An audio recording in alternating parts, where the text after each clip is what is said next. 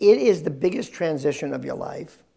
You go from raising your hand like you did in school or like you did when you were an individual contributor in the company, to getting great sales results, to all of a sudden being the leader.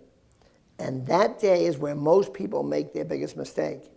It goes from being about you now to being about them, your team, and how good they are, how capable they are, and you got to be satisfied that you will get your next promotion based on the reflected glory of their work. That means you focus on them. You encourage them, you challenge them, you move them up or out, depending on what they're doing. You change the bonus scheme, you re-look at it. You get a whole new energy to the place focused on them. And you have confidence in the organization that their results will... The biggest mistake we see is the person gets the new job and does the old job and wants to be the star.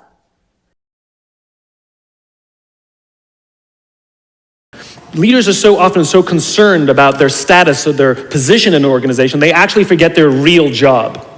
And the real job of a leader is not about being in charge, it's about taking care of those in our charge.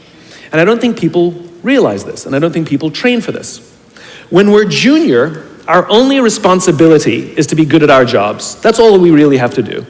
And some people actually go get advanced educations so that they can be really good at their jobs, accountants or whatever, right?